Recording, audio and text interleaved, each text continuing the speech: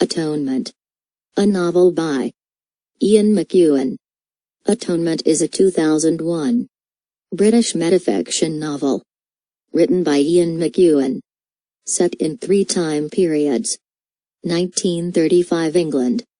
Second World War England and France. And present-day England. It covers an upper-class girl's half-innocent mistake that ruins lives. Her adulthood in the shadow of that mistake. And a reflection on the nature of writing. Widely regarded as one of McEwan's best works. It was shortlisted for the 2001 Booker Prize for Fiction. In 2010, Time magazine named Atonement in its list of the 100 greatest English-language novels since 1923. Plot summary. Part 1. Bryony Tallis. A 13-year-old English girl with a talent for writing.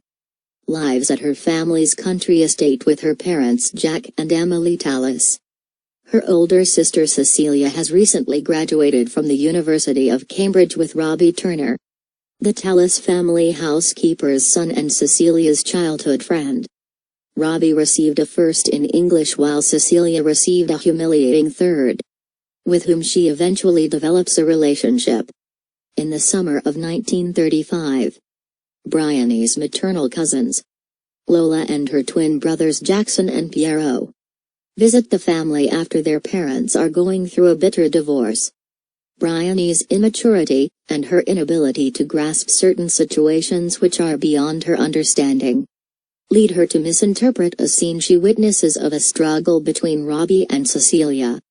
What she believes to be a moment of sexual tension between Cecilia and Robbie is far from the reality of the situation and is the spark that begins Bryony's fantasies.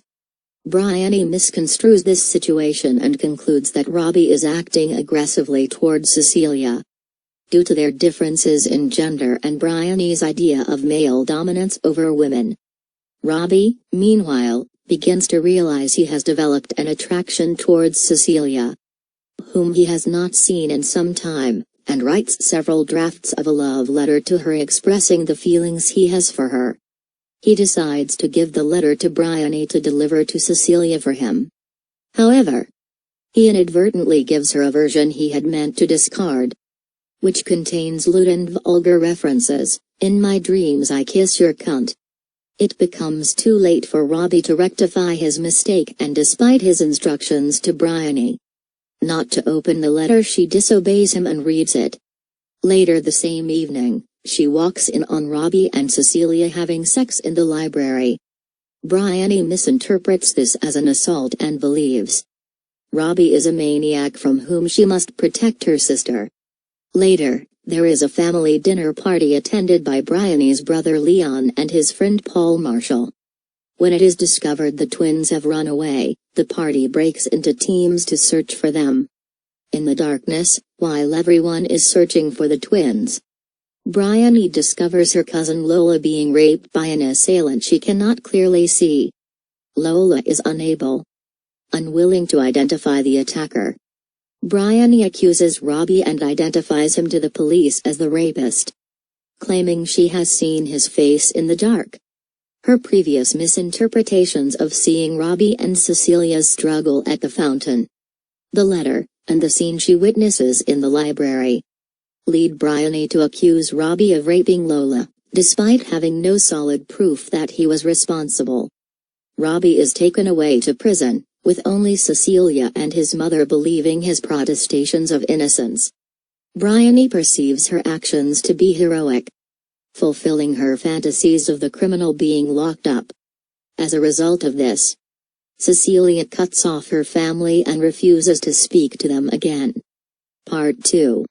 By the time Second World War has started, Robbie has spent several years in prison. He is released on the condition he enlists in the army. Cecilia has trained and become a nurse.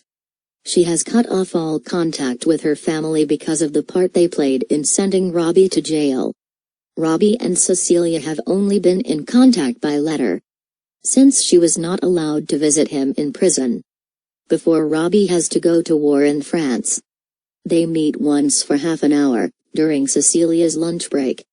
Their reunion starts awkwardly, but they share a kiss before leaving each other. In France, the war is going badly, and the army is retreating to Dunkirk. As the injured Robbie makes his way there, he thinks about Cecilia and past events such as teaching Bryony how to swim. Reflecting on Bryony's possible reasons for accusing him. His single meeting with Cecilia is the memory that keeps him walking. His only aim is seeing her again. His condition deteriorates over the course of the section. He weakens and becomes delirious. At the end of part 2, Robbie falls asleep in Dunkirk. One day before the evacuation begins. Part 3.